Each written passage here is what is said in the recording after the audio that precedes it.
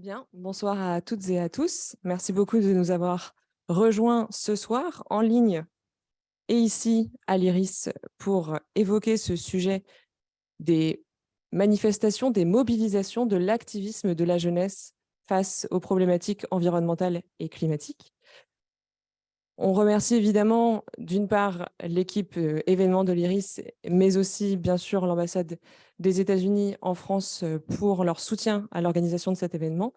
Et on a ce soir l'honneur d'accueillir 4 panélistes pour discuter de ces aspects avec des approches, des visions différentes et complémentaires.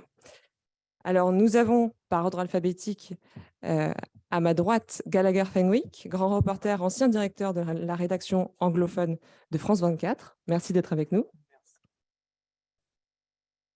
Amy Green, politologue spécialiste des États-Unis et enseignante à Sciences Po Paris. Merci. Merci. Sylvie Matelli, directrice adjointe de l'Institut des relations internationales et stratégiques. Et Hugo Viel, activiste et chargé de campagne chez 350.org. Pardon.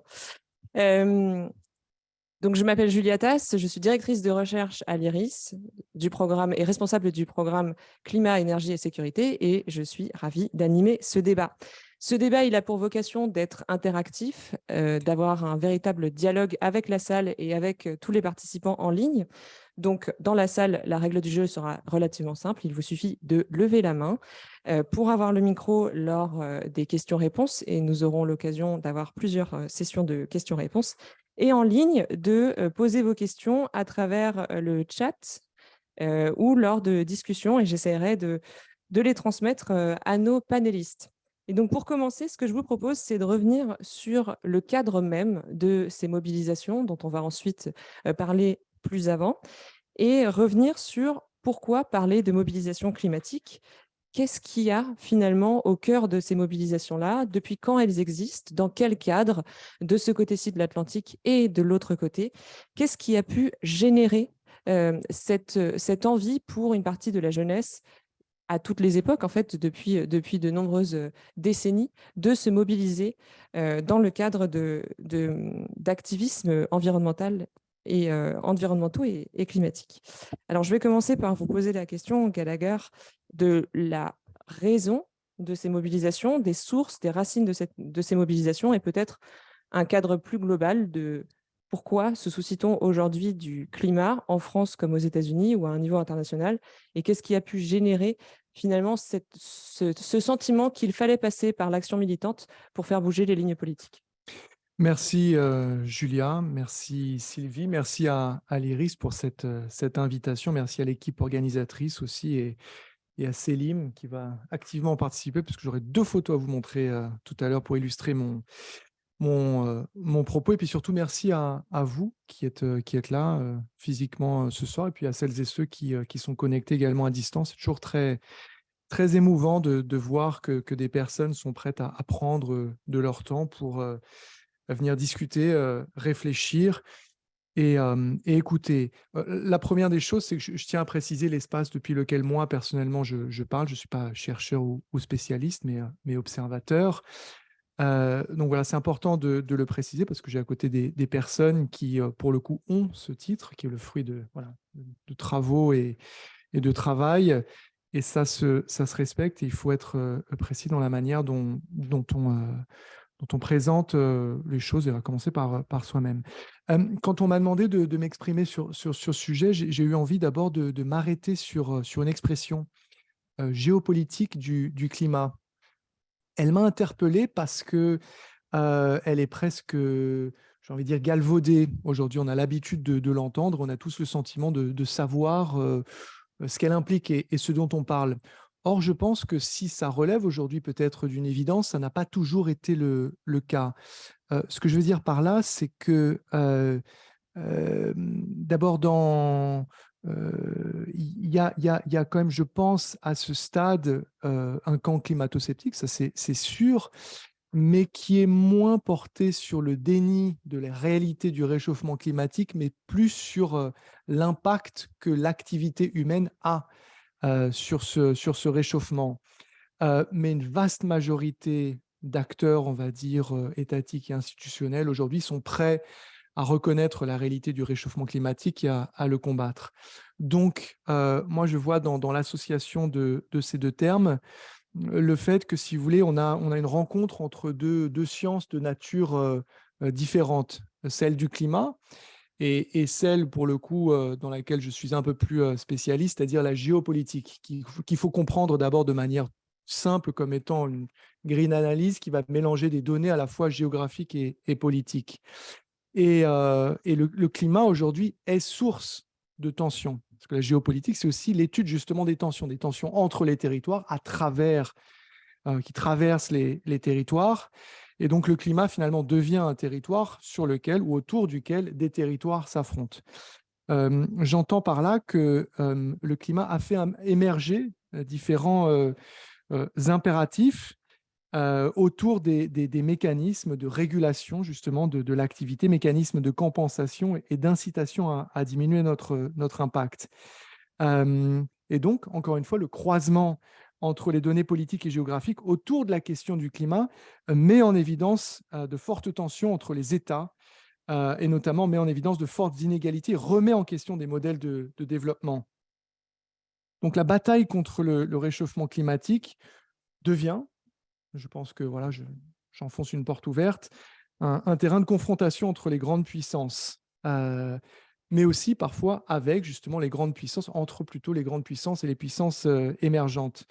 Il y a donc finalement à ce stade, je pense, peu de sujets qui sont aussi géopolitiques que le climat. Donc on voit qu'il y a des rapports de force qui s'établissent dans ce cadre, et tout de suite commencent à émerger des questions justement sur les responsabilités des États dans l'émission de gaz à effet de serre, ces questions, elles vont appeler derrière d'autres questions. Et je vais vous en proposer simplement quelques-unes qui me sont venues à l'esprit. D'abord, de quel gaz parle-t-on? Est-ce qu'on met toutes les industries dans le même panier? Est-ce qu'on mesure les émissions à l'instant T, ou est-ce que alors on va les mesurer sur une période plus longue? Et en fonction à ce moment-là de quels critères? Est-ce qu'on peut comparer les résultats de pays qui ne sont manifestement pas au même stade de développement économique? Et par ailleurs, qu'est-ce qu'on fait quand on a ces résultats-là et qu'on a fait des choix d'un autre critère, celui-là démographique? Et je vais vous donner 3 faits qui illustrent, à mon sens, les difficultés dans l'attribution justement des responsabilités autour de cette question des émissions. La Chine, aujourd'hui, vous le savez sans doute toutes et tous, est le plus grand pollueur de la planète en matière de quantité d'émissions produites sur une année. En revanche, deuxième fait, si on prend une durée qui va à peu près du début de la deuxième révolution industrielle, 1850, jusqu'à aujourd'hui, alors à ce moment-là, les États-Unis ou alors le bloc européen est largement devant. Troisième fait et proposition, si on prend les émissions par habitant, alors à ce moment-là, les plus grands pollueurs se situent plutôt du côté des pays du Golfe. Donc on voit tout de suite que selon le critère ou les critères qu'on adopte, on n'a pas du tout le même, on ne dresse pas, on ne va pas dresser le même constat. Donc ces critères sont éminemment, encore une fois, géopolitiques. Euh, Autre question, est-ce que toutes les sources d'émissions se valent? Est-ce qu'on va, par exemple, mettre sur un pied d'égalité euh, une centrale à charbon en Alabama, aux États-Unis donc, et une centrale thermique à charbon au Bangladesh? Il y en a dans ces deux pays, il y en a dans ces deux endroits. Est-ce qu'elles remplissent le même rôle social, ou alors est-ce qu'on est sur une source d'un côté qui remplit peut-être un rôle essentiel d'un côté et de l'autre de confort, si vous me permettez l'expression? Se pose aussi la question de la différenciation des impacts sur les différents pays. J'ai mentionné 2 pays plus tôt, les États-Unis et le Bangladesh, qui ne sont clairement pas impactés de la même manière par le réchauffement climatique. D'abord parce que tout le monde n'est pas exposé aux mêmes effets. Euh, Inondations ici, pénurie d'eau douce là, phénomènes climatiques extrêmes pour certains, et parfois des combinaisons de tous ou certains de ces facteurs pour les plus malheureux, avec les conséquences que cela suppose, à savoir des déplacements de population. Et je vais prendre ici un exemple précis qui récemment m'a franchement beaucoup marqué, à la fois parce que j'estime, peut-être que j'en porte une responsabilité, qu'il a été totalement sous couvert, alors qu'il était absolument massif. L'ONU, le concernant, a parlé, je cite, d'un carnage climatique. Je veux parler des récentes inondations qu'il y a eu au Pakistan. Le Pakistan, juste pour vous donner un ordre de grandeur, c'est 780 000 kilomètres carrés. Et on a eu là-bas des dizaines de milliers de kilomètres carrés inondés, submergés. 33 millions, je vous donne les chiffres de l'ONU, de personnes ont été affectées, impactées, sur une population de 235 millions. 33 millions de personnes, je crois que c'est à peu près toute la population de la Pologne. C'est pour vous donner des ordres de grandeur. Et quand je dis affectées, souvent, ce sont des personnes qui perdent tout, tête de bétail, logement, qui doivent se déplacer, et avec toute l'insalubrité que cela suppose et entraîne. Euh, Autre chiffre de l'ONU dans le cadre de cette crise récente, 1700 personnes décédées dans ces inondations. Et le Pakistan, c'est, je pense, le cas typique de ces pays qui se retrouvent en première ligne du dérèglement climatique et qui sont donc exposés à ces conséquences. Et regardez maintenant le sentiment d'injustice, parce que le moteur de la tension dont je parlais au niveau géopolitique entre les émergents, les puissants et d'autres, c'est évidemment parfois l'injustice. Parce que quand on regarde la responsabilité du Pakistan en termes d'émissions à l'échelle globale, le Pakistan, c'est moins de 1%. Or, il y a une société britannique, je suis allé voir, qui agglomère de la data sur le siècle dernier, sur la totalité des crises climatiques, et qui regarde les différents pays et qui chiffre le nombre de crises climatiques qui ont affecté chaque pays. Eh bien là, le Pakistan, encore une fois, moins d'1% des émissions globales se trouve dans les 10 premiers pays au monde à être affectés par le plus de crises climatiques. Euh, et encore une fois, ça c'est le résultat d'une enquête menée par les experts d'une entreprise britannique qui ont aggloméré toute cette data. Alors, on trouve évidemment dans cette liste des 10 premiers, et ça c'est intéressant, ce n'est pas non plus une liste où il n'y a que des émergents. Vous avez là-dedans la Chine, l'Inde, les États-Unis, mais on retrouve, tiens, le pays dont je vous parlais tout à l'heure, également dans ces 10 premiers, les plus impactés, le Bangladesh. Donc, encore une fois, ce sont parmi les moins responsables du réchauffement climatique. Et pourtant, en valeur absolue, ils sont loin de figurer parmi les plus gros émetteurs. Donc, comment partage-t-on? Je suis toujours bon sur le temps? Ça va? Je vais essayer de rapidement conclure. Donc, comment est-ce qu'on partage les efforts? La problématique, elle est bien connue, c'est-à-dire est-ce qu'on peut demander à des nations aux économies émergentes qui sont aujourd'hui celles dont les émissions connaissent la croissance la plus forte de moins polluer, sachant que cette pollution est a priori le corollaire du développement de leur économie. Donc, des espaces de discussion existent, bien évidemment, les plateformes pullulent, mais les mécanismes régulateurs et compensateurs sont souvent difficiles à mettre en œuvre. Je voudrais juste terminer par une métaphore que j'aime beaucoup, et c'est Jean-Marc Jancovici qui l'a utilisée. Elle m'a fait sourire parce que je pense qu'elle est très juste. C'est une image qui résume bien la chose.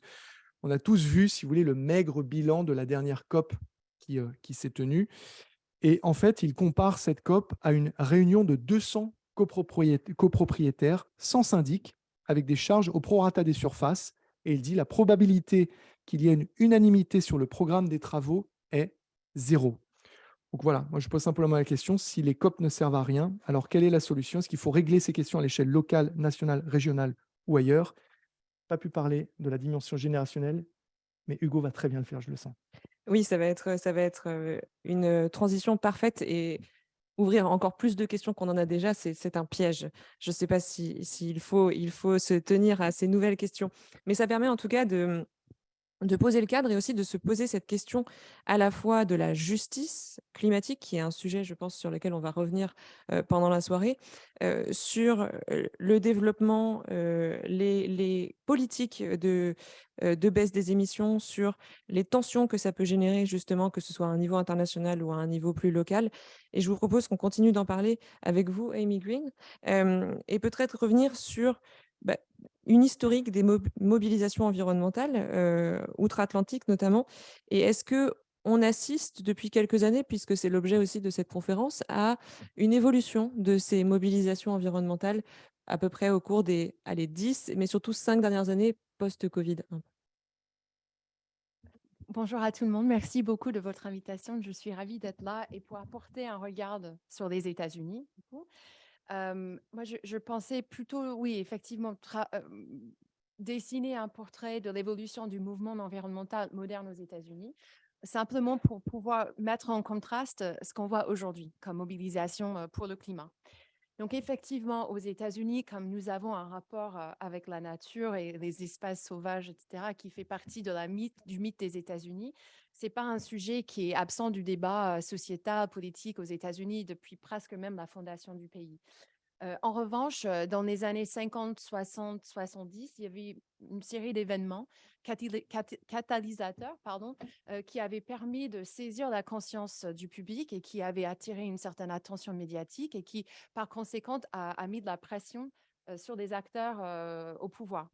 Je ne vais pas aller très, très loin dans le détail, mais simplement pour donner une petite idée, il y avait à la fois dans les années 50, il y avait sur un récif de corail dans le Pacifique où les États-Unis avaient fait des tests de la bombe hydrogène pendant une quinzaine d'années. Il y avait de l'exposition à la radiation des pêcheurs japonais. Il y avait quelque chose de beaucoup plus près sur le sol américain, dans les villes industrielles telles Los Angeles ou New York, qui avaient encore dans les années 50 des pics de pollution qui avaient généré un certain nombre de morts. Notamment, je pense à New York, où il y avait à peu près 200-250 personnes qui sont mortes dans un seul pic de pollution. Et ce sont des pics qui se sont reproduits dans les années 60. On avait la publication d'un livre, et là, je le dis, ça s'appelle Printemps silencieux de Rachel Carson, qui a été vraiment un moment extrêmement important dans l'histoire de ce mouvement aux États-Unis, puisque ce livre-là déroulait un argumentaire scientifique pour démontrer justement l'impact des pesticides qui étaient très utilisés aux États-Unis à l'époque sur l'environnement. Donc, c'était un moment où les Américains, même les Américains pas forcément branchés dans la communauté scientifique, avaient pris connaissance de la mesure de cette pratique et l'impact, dans cette instance, du coup, négatif de l'action humaine vis-à-vis de l'environnement. Il y avait après, dans les années 60, des marées noires, notamment en Californie, qui avaient, sur une période de 11 jours intensément, mais pendant toute une année calendaire, avait éjecté à peu près 16 millions de litres de pétrole dans la mer. Il y avait une fleuve dans l'Ohio, dans une ville industrielle, qui avait pris feu pour la 13e fois en jetant des flammes à 20 mètres de haut. Donc, il y avait vraiment des moments assez importants. Je les cite parce que ça se déroulait dans une période de temps assez limitée, finalement, sur 10-20 ans. Mais surtout, ce qui est intéressant, c'est qu'il y avait une réaction institutionnelle très forte à chaque fois. C'est-à-dire qu'il y avait à la fois une adaptation des institutions, une législation et une organisation de la société civile. Donc, finalement, il y avait une réponse à ça, à cet impératif environnemental très complète. Il y avait un président Nixon, du coup, en 1970, qui avait créé l'Agence fédérale pour protéger l'environnement, le EPA, l'Agence fédérale de la protection pour l'environnement. Il y avait des lois qui ont succédé pour protéger l'air, pour protéger l'eau. Il y avait même une loi qui a été signée par la main de Nixon qui obligeait chaque institution fédérale ou agence fédérale à prendre en compte en amont l'impact sur l'environnement de toute décision proposée. Donc, il y avait à ce moment-là des actions très fortes, finalement, en réponse à ces différents sujets. Et puis, par ailleurs, c'était dans un cadre totalement biparti. C'était un congrès démocrate qui avait proposé à un président républicain ces propositions de loi. Et à cette époque, on considérait, et Nixon considérait, que c'était une possibilité d'avoir une victoire politique très facile parce que l'environnement faisait l'objet d'un consensus. Il s'agissait d'agir politiquement pour protéger le bien commun. Dans les années 80, il y avait un revirement. C'est vrai qu'avec l'époque Reagan, on avait assisté à une politisation du sujet. Il y avait certains dans les industries qui considèrent qu'il n'a pas trop fait de dégâts. Il y a des environnementalistes qui ont trouvé qu'il n'a pas trop fait le nécessaire pour l'environnement. Mais c'est vrai qu'il y avait quelques marqueurs forts qui démontrent un retournement de la politique, justement, de ce prédécesseur républicain. Pourquoi? Parce que il y avait des coupes budgétaires assez conséquents au budget de l'Agence fédérale pour protéger l'environnement. Il y avait Il y avait des propositions pour lutter contre la pluie acide qui a été écartée par le président, tout en remettant en question la science qui justifiait. Il y avait la non-application des lois pour protéger contre la pollution. Donc, c'était vraiment un moment où on avait ressenti qu'il y avait une sorte de regard sympathique aux intérêts de l'industrie. Et d'ailleurs, sur la pluie acide, une des raisons pour écarter justement la proposition de loi, c'était parce que Reagan jugeait trop onéreux pour l'industrie chimique. Voilà. Donc, c'est vraiment un moment où on avait constaté que la volonté politique a baissé. Ce qui est intéressant, c'est que dans les années 60-70, on avait vu qu'avec l'impulsion législative autour du sujet, il y avait effectivement la société civile qui s'organisait. On avait la création ou même l'agrandissement des organisations non gouvernementales, des fonds, des fondations pour protéger l'environnement, qui avaient pris un pouvoir politique plus fort parce qu'ils étaient simplement plus écoutés. À partir des années 80, le mouvement s'est abaissé un petit peu. Je peux dire, ça a plutôt stagné. Il y avait un décret du président Clinton sur la justice climatique. Donc, c'est un antécédent très intéressant et assez lointain d'un phénomène dont on parle beaucoup aujourd'hui. Mais globalement, il n'y avait pas énormément de choses de nouveau qui se sont passées jusqu'aux années 2000. Et c'est peut-être là où je vais m'attarder quelques instants et après à poursuivre très volontiers dans la discussion après. Mais c'est surtout dans les années 2000 que c'est la jeunesse qui a pris le relais. Qui se présente en chef de file. Bien que le combat pour l'environnement aux États-Unis puisse être vraiment organisé autour de la conservation, autour des sujets plus sectoriels, là, on voit autre chose. C'est vraiment le changement climatique, mais ce n'est pas uniquement lutter contre le changement climatique ou contre l'inaction climatique, c'est aussi proposer des solutions. Ça, c'est un élément qui marque la différence avec ce mouvement piloté par la jeunesse avec d'autres incarnations. C'est parce qu'il y a la lutte contre, mais il y a la solution pour. Et je pense à la Green New Deal, à la Blue New Deal, il y a des propositions politiques qui fondent justement l'engagement des jeunes. Ce sont des jeunes très sophistiqués qui mènent une action extrêmement complète, très diversifiée, professionnalisée. Ils s'organisent en réseau à la fois sur le sol américain. Il y a certaines organisations, et on reviendra peut-être, mais qui s'organisent en hub. Et en fait, ils s'organisent pour avoir des chapitres, enfin, des bureaux un peu partout, parfois 300, 400 bureaux, pour mobiliser 1 million de bénévoles. Ils donnent des ressources, l'information, la connaissance, une boîte à outils pour organiser, pour mener les mobilisations. Il y a des jeunes qui travaillent dedans le système et les institutions. Il y a d'autres qui font des actions de dissension et de désobédience civile, des sit-ins, des mobilisations, des grèves, etc. Peut-être avant de conclure, parce qu'on aura le temps, à mon avis, de nourrir ces propos avec une discussion extrêmement intéressante. Il y a quelque chose qui, pour moi, est emblématique et typiquement américain, en fait, dans les mobilisations d'aujourd'hui, et c'est un exemple que j'aimerais bien donner. C'est le rapport à la justice. Et à la justice, je veux dire à des cours. Et en fait, il y a quelque chose qui est très intéressant qui est en cours là tout de suite aux États-Unis. Et je pense à 2 procès, parce que la jeunesse américaine commence à porter plainte, à utiliser le mécanisme des cours pour dire, en fait, vous qui sont chargés de gouverner, qui êtes chargés de gouverner, vous ne faites pas. Donc, on va utiliser le contre-pouvoir des cours pour essayer de vous obliger à agir. Donc, actuellement, il y a un procès d'une vingtaine de jeunes qui ont porté plainte contre le gouvernement fédéral aux États-Unis pour violer leurs droits constitutionnels, à savoir à la vie, à la liberté et à la propriété, parce qu'ils disent que soutenir l'industrie pétrolière, ça les prive de leurs droits constitutionnels. C'est en cours, c'est pas encore sur l'ordre du jour, mais en tout cas, ça s'achemine vers ça. Et puis, plus localement, dans l'État de Montana, donc avec les grands espaces naturels, qui a, dans sa constitution de l'État fédéral, a inscrit le droit à un environnement en bonne santé comme droit constitutionnel. Et là, au mois de juin, il y a des jeunes qui ont porté plainte, qui vont être entendus par des juges pour pouvoir obliger l'État d'agir. Parce qu'ils disent que là aussi, le gouvernement, en refusant d'agir plus puissamment, ou même du tout, selon eux, le prive de leur droit constitutionnel. Et à chaque fois, dans ces 2 cas, c'est basé sur une théorie légale qui n'est pas encore testée, donc à voir vers où ça mène. Mais à chaque fois, dans les 2 cas en tout cas, c'est un groupe de jeunes qui s'appuient sur des ONG qui, eux, apporte le conseil juridique, qui finance aussi parce qu'il y a un certain coût, mais c'est au nom des jeunes. C'est eux qui prennent le média, qui mettent leur nom. Et c'est là, pour le coup, c'est non seulement l'obligation morale qu'ils essaient de mettre en avant et mettre en exergue, mais c'est aussi l'obligation juridique et constitutionnelle.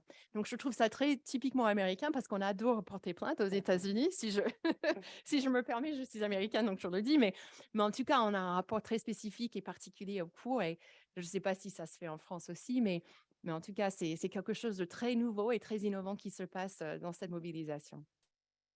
Merci beaucoup. Oui, effectivement, ça a aussi lieu en France et en Europe, mais je pense qu'on aura l'occasion d'en rediscuter dans un instant. Je voulais d'abord passer la parole à Sylvie Matelli pour revenir sur un cadre politique plus contemporain, celui du cadre politique post-Covid en Europe, mais aussi aux États-Unis.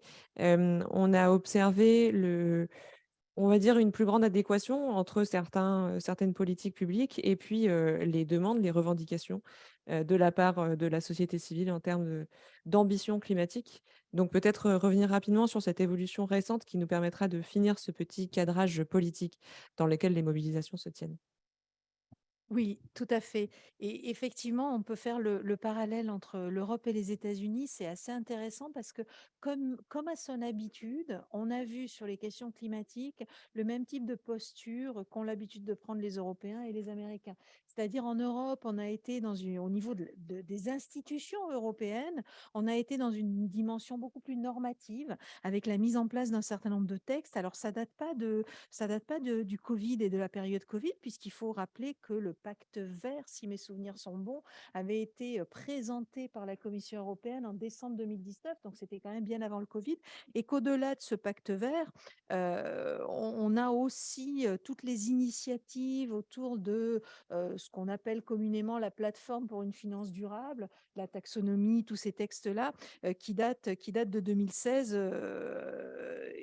donc plus anciens que le Covid. En plus, l'engagement et la normalisation de l'Union européenne sur les questions climatiques, elle a plus de 20 ans, hein, et elle s'inscrit dans les engagements autour du protocole de Kyoto. Donc, il y a toujours eu cette dimension-là. La nouveauté, peut-être au moment du Covid, mais c'était inscrit dans le pacte vert, ça a été de sanctuariser le fait que aujourd'hui en Europe, on ne souhaitait plus qu'il y ait que dans les dépenses publiques, il n'y ait pas à minima 37% qui soient dédiés à l'action de lutte contre le climat. Et ce qui était intéressant dans le plan, c'est qu'avec le plan de relance européen de post-Covid, en fait, ou au moment de la pandémie de Covid, les Européens arrivent à imposer ça, les institutions européennes arrivent à imposer ça à tous les États membres, puisque l'une des conditions de ce plan de relance, si on voulait toucher de l'argent, c'était de dédier plus d'un tiers en fait des investissements, enfin des montants dépensés pour lutter contre le Covid, de les dédier à la lutte contre le changement climatique. Donc ça, c'est assez intéressant, c'est assez nouveau. Et moi, j'ai beaucoup plus travaillé sur la plateforme pour une finance durable, le retour que l'on peut avoir et sur la relation qu'entretiennent les entreprises avec ces évolutions vers une finance responsable et vers une économie plus responsable. Le retour des entreprises que l'on avait dans un premier temps, c'était un retour: «Ah bah, l'Europe est très bonne pour nous imposer des cadres, pour nous imposer des normes, c'est extrêmement lourd», et on s'aperçoit aujourd'hui, et c'est peut-être post-Covid, et c'est peut-être ça qui fait le lien avec l'engagement climatique des jeunes, on s'aperçoit aujourd'hui que, alors on a toujours hein, des entreprises qui s'inquiètent du poids de ce cadre normatif, mais on s'aperçoit qu'il y a un début de compréhension des enjeux climatiques et du fait que sans ce cadre normatif, on n'avancera pas, et des enjeux également, mais ça j'en parlerai peut-être un petit peu plus tard parce que c'est un peu notre question, des enjeux vis-à-vis des jeunes générations. Je rejoins ce que disait Gallagher sur l'injustice du changement climatique qui a été, dont les fautifs sont pas ceux qui paieront le prix. On pourrait transposer ce que tu as dit sur le Pakistan à la jeunesse, en fait, hein, Oui. où au fond, on a une responsabilité d'anciennes générations dont le prix va être payé par la jeunesse, et on comprend la radicalisation d'une partie de la jeunesse sur ces questions-là, puisque bien évidemment, c'est des choses qui les touchent directement. Donc ça, c'était pour l'Union européenne. Alors avec un petit bémol dans le cas de l'Union européenne, c'est que l'Union européenne, c'est 27 pays et que on n'a pas encore, on n'a pas encore un alignement sur ces ambitions de lutte contre le changement climatique des institutions européennes, un alignement de tous les pays. Dans le cas des États-Unis, et je ne vais pas répéter ce que disait Amy parce que j'étais entièrement d'accord avec ça, de longue date, les États-Unis et l'administration américaine, peut-être pas les États-Unis, a été extrêmement prudente avec la lutte contre le changement climatique. On se souvient tous, c'est souvent cité, de la déclaration de George Bush père au sommet de la Terre en 1992, qui expliquait que le mode de vie des Américains n'était pas négociable. Moi, j'aime bien rappeler aussi, pour satisfaire tous les camps, en fait, et pas faire ne pas être partisane, que Barack Obama, dans son discours d'investiture, on l'interprète comme on veut, mais ce soir, j'ai envie de l'interpréter au similaire de ce que disait George Bush, dans son discours d'investiture à la présidence des États-Unis le 20 janvier 2009, déclaré: nous n'allons pas nous excuser pour notre mode de vie, nous le défendrons sans relâche. Donc on voit que c'est quelque chose qui est profondément ancré. Et de fait, la conséquence de ça, et c'est là-dessus que je vous rejoins, Ami, c'est que l'engagement climatique aux États-Unis a été beaucoup plus privé. Le fait de fonds, et de fonds activistes en particulier, mais pas que.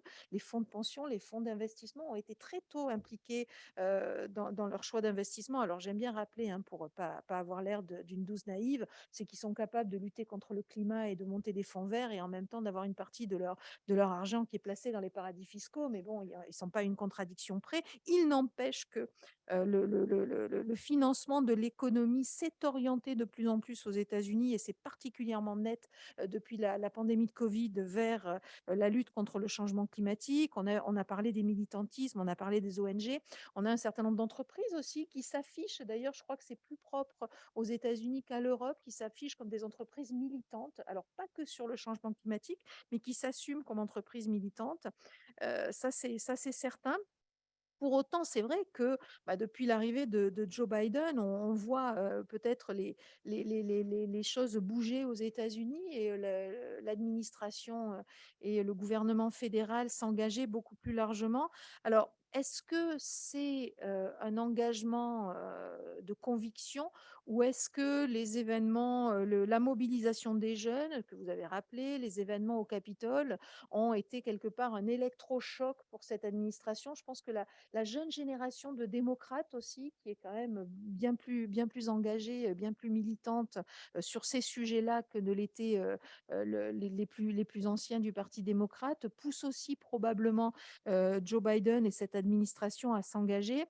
Si on regarde l'IRA, l'Inflation Reduction Act, on peut saluer le texte qui ne porte pas le nom d'une loi pour lutter contre le changement climatique, mais c'est un engagement réel avec des financements réels, ça c'est clair. Néanmoins, ce que j'y vois sur l'aspect changement climatique et investissement dans le changement climatique, ce que j'y vois, moi, c'est quand même l'idée que toujours cette idée que on avancera par la technologie, par l'innovation technologique. On n'est pas encore dans une logique de changement de mode de vie des Américains. Alors, et ça s'inscrit en plus, ce que je trouve questionnant, c'est que ça s'inscrit quand même très nettement dans la confrontation à la Chine. On veut innover, on veut investir parce qu'on a bien compris que les enjeux de demain, ce seraient des enjeux changement climatique, et qu'à un moment donné, au début des années 90, on investissait dans les technologies de l'information et de la com.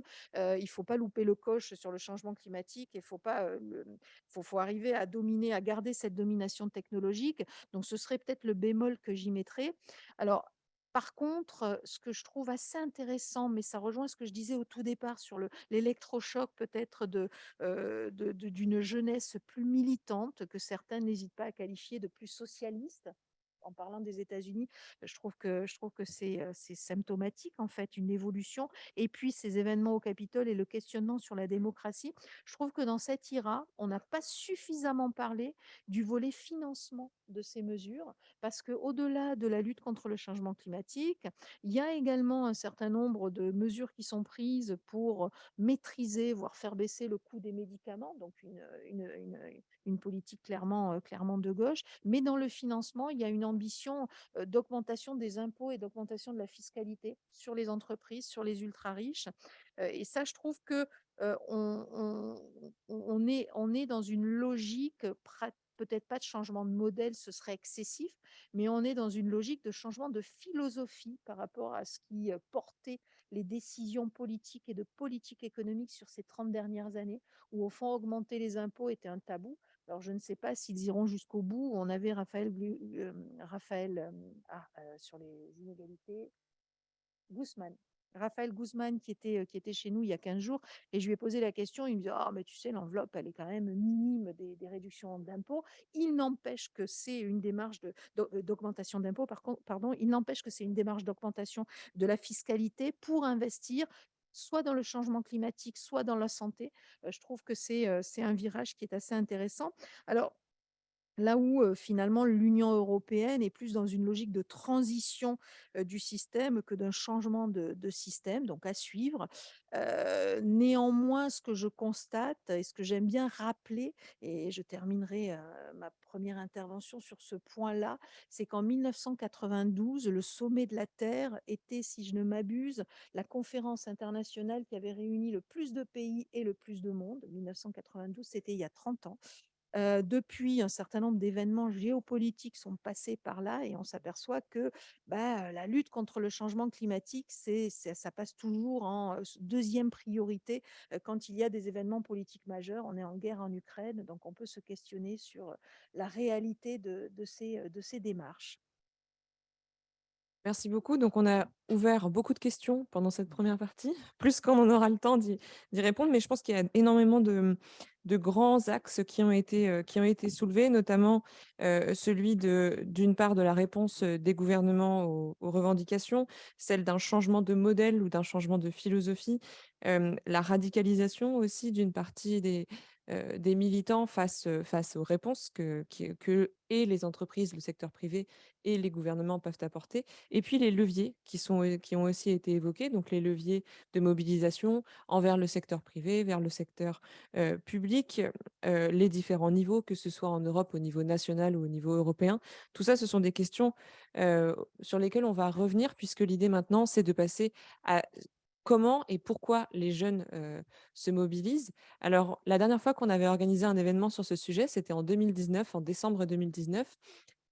D'une part au milieu des grèves de la RATP à Paris, mais aussi juste après les mouvements Fridays for Future qui avaient entraîné une partie de la jeunesse à faire grève tous les vendredis en 2018 et en 2019. Et on s'était posé la question de cette nouvelle forme de mobilisation, de l'impact que ça pouvait avoir sur la jeunesse comme sur le reste de la société.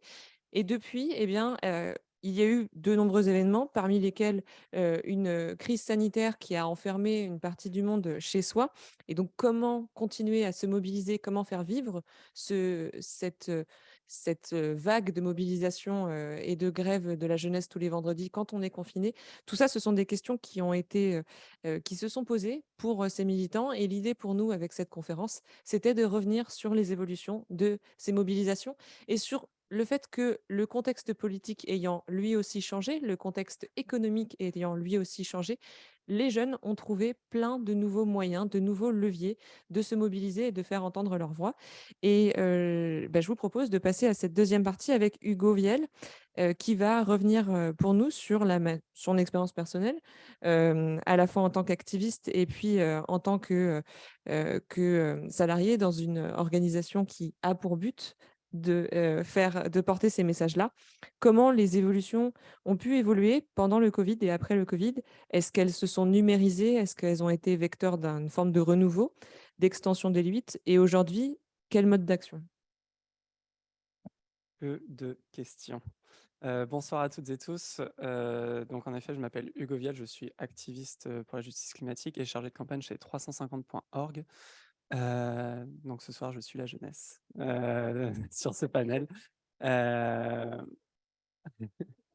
et en fait, il y a déjà énormément de questions qui ont été soulevées et je pense que chaque intervention aurait pu amener 1 heure et demie, 2 heures, une journée entière de débat. Mais du coup, je vais juste me concentrer un peu sur les mobilisations. Moi, je parle depuis donc un point de vue d'activiste où j'ai organisé ces grèves pour le climat en 2019.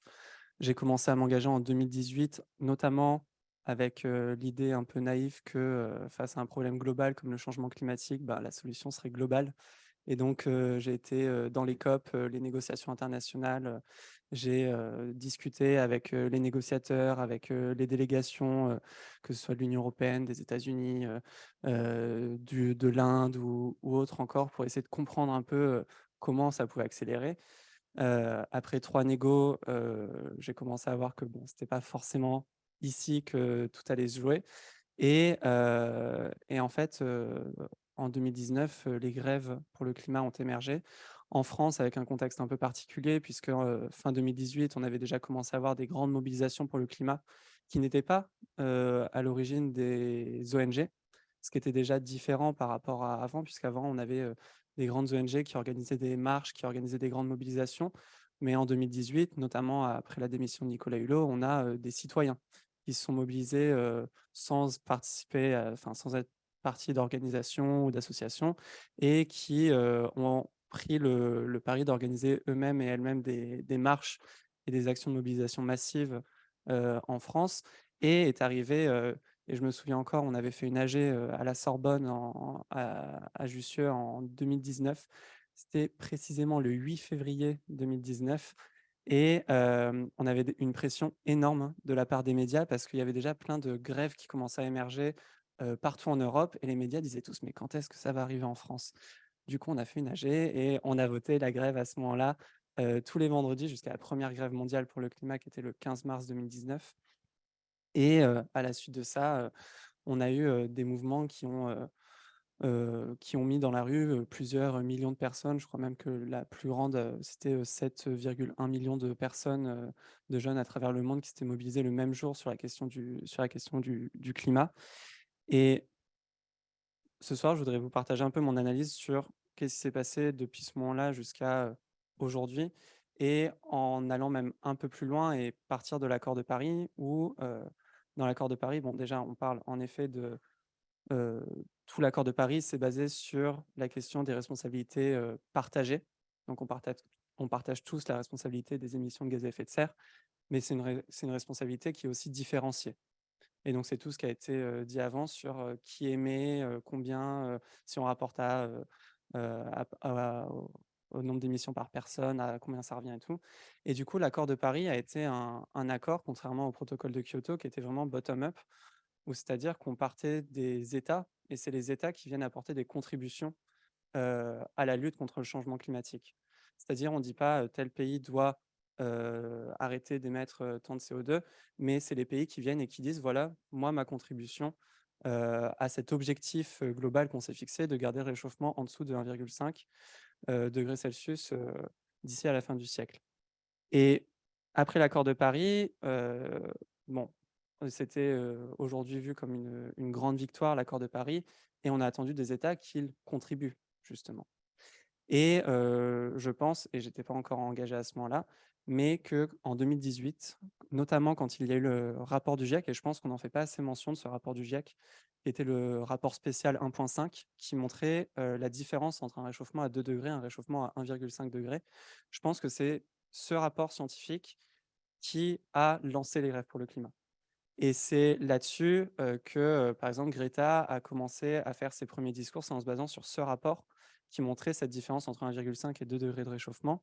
Et c'est aussi là où on s'est rendu compte et on a fait l'état d'où on en était 3 ans après l'accord de Paris, et on a vu que les engagements qui a été pris à ce moment-là nous menaient vers +4, +5 degrés de réchauffement climatique. Et donc, c'est par ce constat-là, aussi bien en termes de politique publique que ce constat scientifique, qu'il y a eu cette émergence d'un mouvement de se dire, en fait, il y a urgence et il faut agir et il faut le faire maintenant. Et quand on regarde toutes les prises de parole en 2018-2019 sur le sujet, ça reste beaucoup de l'alerte. Ça reste beaucoup il faut faire quelque chose, il faut se bouger, et c'est très large encore, c'est encore très consensuel, j'ai envie de dire. De se dire: «Il faut agir pour le climat», c'est difficile de dire que, «Non, il faut pas parce que j'ai pas envie». Et donc du coup, à ce moment-là, c'est vraiment cette alerte, ce signal d'alarme qui a été, crié, partout dans le monde sur, le changement climatique. Et en effet, ça a évolué depuis. Ça a évolué parce que, il y a eu une année entière où tous les vendredis, il y avait des personnes qui faisaient grève, qui se mobilisaient. Il y a eu surtout une montée en connaissances, une montée en compétences, une montée en responsabilisation aussi, je pense, de la part de toute une génération dont je fais partie. Et la preuve, c'est qu'aujourd'hui, j'ai fini mes études il y a 2 ans et j'ai la chance énorme, bon, déjà, de pouvoir prendre la parole ici devant vous.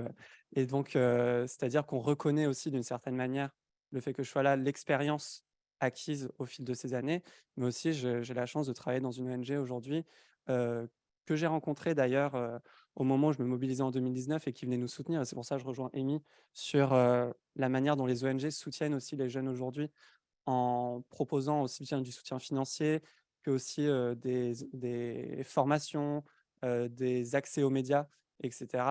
Et où en fait, ça permet une montée en compétences et aussi en responsabilité de ces personnes. Et en fait, cette montée-là en connaissance des enjeux a permis aussi de se poser beaucoup d'autres questions. Et là, sur le titre de la conférence, c'est climat. Mais en fait, c'est devenu beaucoup plus large que ça.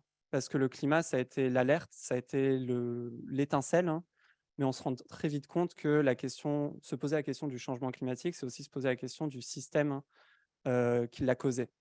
Et le changement climatique, c'est pas juste un problème, c'est un symptôme d'un système dans lequel on est aujourd'hui et qu'il faut transformer.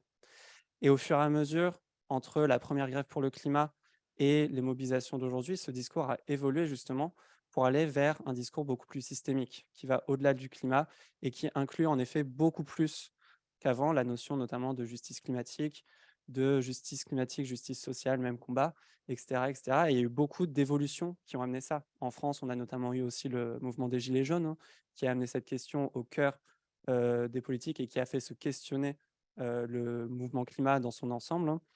Et ça a aussi amené des nouveaux modes d'action et des nouvelles façons de se mobiliser, puisque après avoir marché pendant autant d'années, à quoi on passe derrière?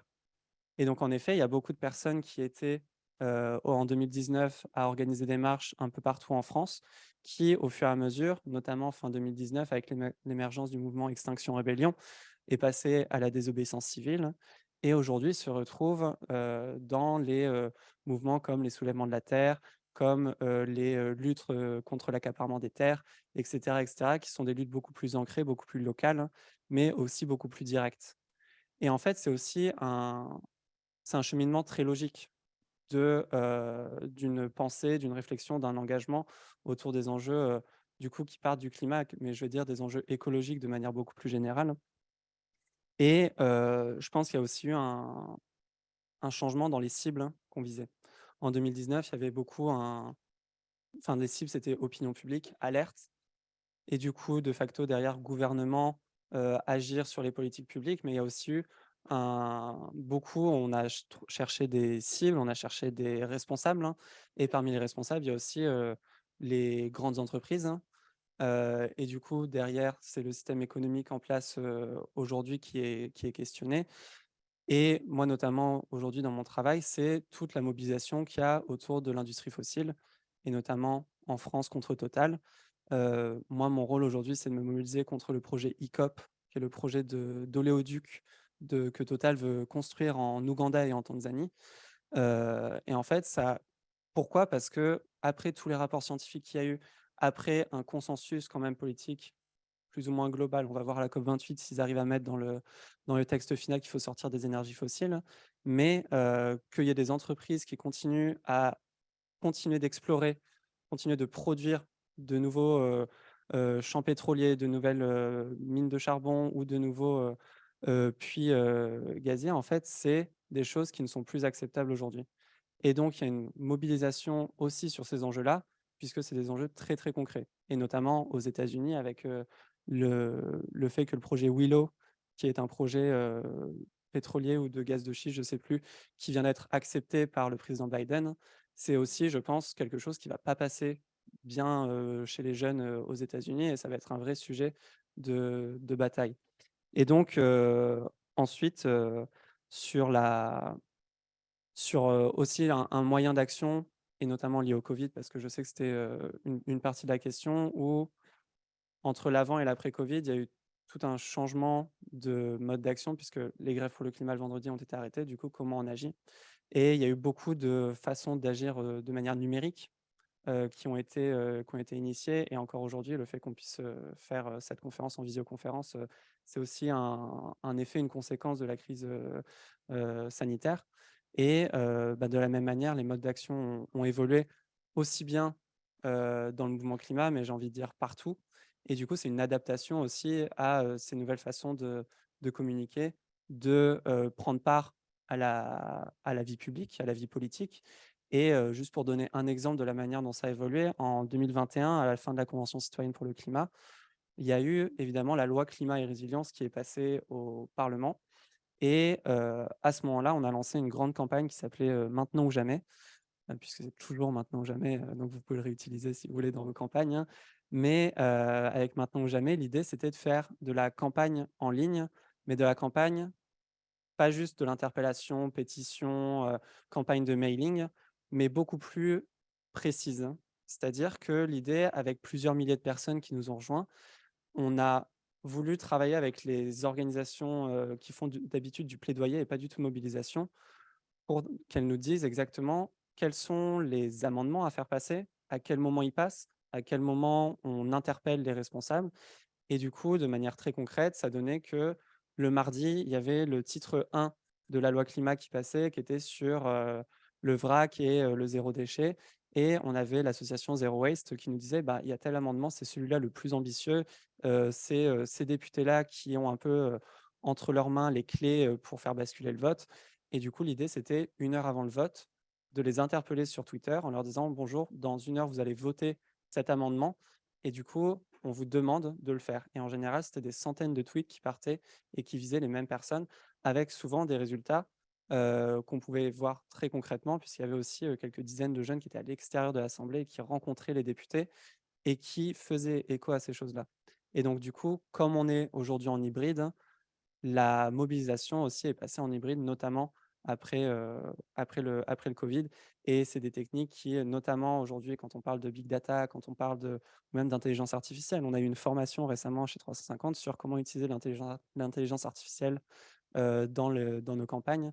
Et du coup, c'est aussi de nouvelles manières d'agir qui s'offrent à nous. Merci beaucoup. Est-ce qu'il y a des questions? Parce que je sais que ça a répondu à beaucoup justement de questions qui avaient été soulevées. Donc, il faut ouvrir le... Moi, j'ai une question, Edouard. Hugo, j'ai été très intéressé par ton propos, votre propos, je ne sais pas si je tutoie. J'ai été très frappé par l'exemple ougandais, parce qu'on s'est retrouvé dans une situation assez contre-intuitive. Je l'ai un petit peu traité, et il se trouve que j'ai le souvenir d'un éditorial du directeur de la rédaction Jeune Afrique, qui s'appelle Marwa Ben Yahmed, je crois, et qui a écrit un article qui s'appelle, je crois, ce que... attends, si je le retrouve, pardon, je suis en train de faire ça pendant que je vous parle. Tac. Climat, ce que le monde doit à l'Afrique. Et en fait, lui, et c'est ce que je soulignais tout à l'heure, c'est-à-dire qu'il trouve que les leçons, je schématise, hein, qui sont données par l'Europe à l'endroit d'où l'Ouganda. Je crois qu'il y a un texte qui a été voté ou adopté par le Parlement européen condamnant ce méga projet par Total. Et ironiquement, ça a été très mal vécu par les autorités sur place. Je cite notamment le président Museveni, donc le président de l'Ouganda. Il a dit, je le cite, « Nous n'accepterons pas une règle pour eux et une autre pour nous. Nous ne permettrons pas que le progrès africain soit victime de l'échec de l'Europe à atteindre ses propres objectifs climatiques. » Et il se trouve qu'on avait une équipe, je travaillais sur un projet qui s'est rendu en Ouganda, et on a eu beaucoup de mal à trouver des Ougandais qui, effectivement, alors on en a trouvé, et ils n'ont pas la vie facile, mais qui dénonçaient effectivement ce projet. Beaucoup le défendaient sur place en disant, mais on a le droit à notre gazoduc. Comment est-ce que vous recevez, vous traitez ce genre de réaction sur place? Je trouve que c'est une super, comment dire? C'est un super exemple pour parler du sujet de la justice climatique, justement, et de quelle responsabilité on donne à qui et comment on permet aussi le développement. Et c'est beaucoup comment dire? C'est des éléments de langage, qui, viennent, beaucoup de la part de Total et on sait qu'eux aussi utilisent beaucoup les techniques de militantisme digital, hein, puisqu'il y a des groupes, Telegram et WhatsApp, justement qui s'appellent, Pour ICOP, qui à chaque fois qu'on fait une publication ou un truc comme ça, est posté dans ce groupe-là pour que, il y ait des gens qui, et on a eu la preuve qu'il y a des gens, notamment dans le groupe, qui sont, payés pour faire ça, qui viennent pour justement nous insulter, nous dire qu'on est raciste, dire que c'est néocolonial de ne pas vouloir d'ICOP, nous dire qu'on n'a pas le droit de leur imposer ces choses-là. Et oui, c'est une technique de communication qui fonctionne apparemment, chez beaucoup de personnes. Heu, Moi, la manière dont j'ai entendu parler d'ICOP, c'est quand enfin, j'en avais entendu parler, avant parce que les Amis de la Terre ont fait des rapports, dessus que j'avais regardé, mais c'était la première fois que j'avais vraiment été confronté à la chose, c'est quand, il y a une délégation d'Ougandais qui est venue à Paris en mars 2022 que j'avais rencontré. Je travaillais à l'Assemblée nationale à ce moment-là et je les avais invités à l'Assemblée nationale, pour justement parler du projet ICOP et de la manière dont, ça les impactait, chez eux et à la suite de ça, bah, il y a eu de la mobilisation, heu, bon politique assez peu quand même, mais il y a eu toute une mobilisation, militante qui s'est mise en place, puisqu'il y a eu beaucoup de rencontres avec ces activistes qui, en fait, nous demandaient une chose à nous en France, c'est d'être responsable, hein, des activités de Total, hein, dans le monde, hein, et de par le fait qu'on pouvait, parce qu'on est en France, parce qu'on est à Paris, là où il y a le siège de Total, avoir des moyens d'action beaucoup plus efficaces qu'eux, où en effet, il y a des gens qui, en Ouganda, dès qu'ils, font quelque chose contre, ICOP ou contre Total, sont, kidnappés, jetés en prison, ou menacés, ils menacent leur famille et cetera et nous, on fait très attention justement à ce qu'on fait ici, parce qu'on sait très bien que, tout ce qu'on fait en France ou ailleurs dans le monde est utilisé contre les personnes sur place. Et du coup, la coalition Stop Hiccup qui s'est créée pour lutter contre le projet, elle vient de base d'ONG et d'associations ougandaises, hein. C'est-à-dire que c'est pas des ONG, européennes ou occidentales qui sont venues, pour dire: «Il faut pas qu'il y ait ce projet-là», mais c'est les ONG ougandaises qui ont lancé la coalition Hiccup et nous, chez 350, c'est nos collègues, de 350 Afrique qui sont venus nous chercher et notamment en 2022 qui nous ont dit: «On a besoin de vous en France pour que vous mettiez, en œuvre une mobilisation très forte pour que le projet s'arrête». Et en effet, nous, on a nos collègues, qui sur place, nous disent: «Bah, c'est hyper compliqué de faire campagne sur le terrain parce qu'il y a pas d'accès à l'éducation sur le sujet. Dès qu'on dit quoi que ce soit, on est menacé ou on nous met des bâtons dans les roues» et en fait, il y a très peu de moyens, surtout que l'Ouganda, c'est pas une très grande démocratie. Donc de ce point de vue-là aussi, il y a enfin, c'est compliqué de faire campagne, sur le terrain et pourtant il y en a qui essayent et malheureusement en ce moment, toutes les semaines ou toutes les 2 semaines, il y a des manifestations qui ont lieu enfin, c'est des personnes ultra courageuses qui, vont dans la rue avec des banderoles Stop Hiccup et qui, très vite se font, mettre en prison et nous on essaye de soutenir comme on peut parce que, notre vision des choses, c'est aussi que c'est les premières personnes impactées qui doivent le plus possible s'exprimer et en ce moment, par exemple, la semaine prochaine, enfin à la fin de la semaine, je vois le PDG du Crédit Agricole, hein, puisque Amundi, la filiale du Crédit Agricole, est, le premier actionnaire de Total, hein et la première chose que je veux faire, c'est que ce soit les personnes en Ouganda qui s'expriment, hein, devant Philippe Brassac. Donc évidemment, ils ne peuvent pas venir, mais du coup, je leur ai demandé de m'envoyer une vidéo pour qu'ils puissent expliquer à Philippe Brassac, la manière dont eux, ils vivent, les choses sur le terrain, puisque c'est des centaines de milliers de personnes qui sont impactées, qui n'ont plus le droit de cultiver leurs terres, qui sont, déplacées, pour construire, ce pipeline, ICOP. Après, je pourrais en parler des heures, hein, mais je vais m'arrêter là. Merci beaucoup. Un petit message aussi à tous ceux qui nous suivent en ligne. Merci pour vos questions. On va les traiter petit à petit, mais n'hésitez pas à continuer puisque je les lis et je réussis à avoir des grandes tendances. Donc, je pourrais poser ces questions à nos panélistes. S'il n'y a pas d'autres questions de panélistes, je voulais continuer à vous donner la parole et puis ensuite, on prendra les questions de la salle. Une intervention ensuite. Pour Pour parler peut-être de l'évolution de ces mobilisations de nouveau, que ce soit en Europe ou outre-Atlantique, et se poser la question de la dialectique avec les gouvernements et de la possible radicalisation. Puisque très souvent, on, on qualifie les mobilisations de la jeunesse et on a pu observer récemment 2 ou 3 grandes tendances. Donc, il y a désobéissance civile, effectivement, avec Extinction Rébellion, avec aussi dernière rénovation, le fait de bloquer certaines routes. Il y avait des coups médiatiques très forts, durant des événements sportifs notamment et puis, d'autres coups médiatiques, liés au monde de l'art et des musées avec, le fait de lancer, de la soupe ou de la purée sur des œuvres d'art et souvent on a qualifié ces mobilisations de radicales. Donc je voulais poser cette question: est-ce que les mobilisations d'aujourd'hui sont plus radicales que les mobilisations d'hier? Est-ce qu'il y a une nouvelle forme de radicalité et est-ce qu'elle se distingue des 2 côtés de l'Atlantique? Merci. C'est à moi la question? Oui. Ouais, merci Julien. Mais il y a plein de choses à dire. Je voulais revenir un petit peu sur la dialectique entre les gouvernements et les militants au cours de ces 5 dernières années, en prenant 2 exemples qui m'ont particulièrement intéressé. J'étais aux États-Unis lorsque Obama, que je crois Sylvie, tu as cité, dont tu as parlé tout à l'heure, et quand Trump a remporté l'élection donc en 2016. Et il se trouve que je me suis rendu sur le site, qui est devenu assez connu d'ailleurs, qui s'appelle Standing Rock. Ça, c'est pour Selim projeter une photo s'il le veut bien. Salim? Ouais, merci beaucoup. Ça permet d'illustrer le propos. Et c'était vraiment une expérience très marquante. En fait, ce qui s'est passé, c'est qu'il y a un projet d'oléoduc qui a été approuvé pendant la mandature Obama. Il a suivi, pour employer un terme très à la mode, un cheminement, alors non pas démocratique, mais juridique.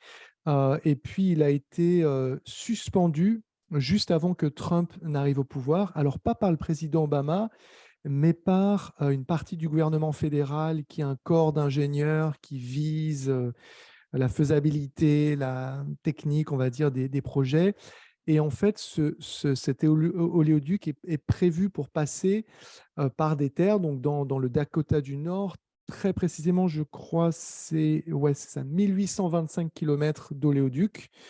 C'est un projet qui coûte environ, d'après ce que j'ai lu, 4 milliards de dollars et qui devait permettre d'acheminer 570 000 barils de brut par jour. Et il a été suspendu juste avant que Trump, en décembre 2016, donc l'investiture, c'était janvier 2017, il a été suspendu. Donc pourquoi? Parce que ce projet passe par des terres sacrées pour des tribus amérindiennes, et certains de ses représentants ont porté leur doléance devant un tribunal, et certaines d'entre elles ont été reçues. Mais Trump a remporté cette élection. Et pendant sa campagne, il s'est rendu là, juste pas très loin de l'endroit qui est sur la photo, juste derrière moi, dans une petite ville qui s'appelle Bismarck, toujours dans le Dakota du Nord. Et c'est là qu'il a fait son premier discours en matière de politique énergétique. Et alors, il a annoncé la couleur tout de suite. Trump, c'était vraiment le candidat des énergies fossiles. C'était vraiment la célébration de l'énergie fossile. C'est-à-dire voilà, moi je me souviens de moments, et d'ailleurs quand je me suis rendu là-bas, vous imaginez bien que les personnes en charge de ce projet, moi je me suis rendu là-bas début 2017, elles étaient forcément très contentes parce que dès que Donald Trump est arrivé au pouvoir, il a renversé ses décisions et par des décrets présidentiels, il a révoqué la suspension et il a permis, si vous voulez, la reprise des travaux. Et donc, il y a eu une très forte mobilisation sur place. Et moi, je veux dire, la première chose qui m'a marqué, c'est le niveau d'engagement des personnes qui étaient sur place, mais engagement au sens physique du terme. C'est-à-dire qu'il faut imaginer des températures négatives. Il fait très, très froid en février dans le Dakota du Nord. Il faut imaginer de la glace, il faut imaginer de la boue, il faut imaginer de l'eau, il faut imaginer des gens qui vivent dans un village de tentes et un mélange de populations amérindiennes, principalement Sioux, mais pas seulement, qui vous expliquent quand vous arrivez sur place que vous êtes sur leur terre souveraine, sacrée, qui leur avait été promise et auquel le gouvernement fédéral ne devait pas toucher de par ses engagements, des terres où, disent-ils, leurs ancêtres sont enterrés, des terres où ils puisent une eau dont ils ont besoin. Et donc, il y avait toutes ces problématiques-là, en fait. Il y avait un croisement entre toutes ces problématiques. Et il y avait, encore une fois, dans les activistes que j'ai rencontrés sur place, d'abord cet engagement physique, et vraiment, je reviens là-dessus parce que ça m'a marqué, c'était vraiment biologiquement très, très dur. Un niveau de technicité aussi, je crois que Amy, tout à l'heure, parlait de la sophistication et de la professionnalisation de l'engagement. Il y avait un mélange en fait d'organisation type communauté. Encore une fois, il y a des tentes, vous arrivez, vous vous présentez, vous êtes de la presse, vous êtes attendu, on vous amène dans une autre tente, on vous donne un badge, on prend votre numéro, on vérifie votre nom, votre pièce d'identité, on vous googlise, voir si vous n'êtes pas un agent infiltré parce qu'il vous raconte qu'il y a eu des infiltrations, machin, etc., de l'espionnage, parce que l'affaire a quand même pris des proportions nationales. Et puis, voilà, vous rencontrez des membres de la tribu qui vous expliquent le sens symbolique. Vous rencontrez d'autres personnes qui vous expliquent l'impact environnemental, donc pollution, fuite, ce que ça aurait sur les sols, sur l'eau, etc. Et puis, ils vous expliquent la manière dont ils s'opposent. Et il y avait à la fois quelque chose de très, très technique. Je me souviens notamment d'un pilote de drone qui utilisait les drones avec une visualisation en direct pour aller repérer le déplacement des travailleurs du forage et de la police afin qu'ils puissent comprendre, parce que le site est absolument immense, colossal. Et donc, il y avait des choses qui se faisaient de manière un peu discrète et subreptice et eux voulaient pouvoir cartographier tout cela. Donc, il y avait cela.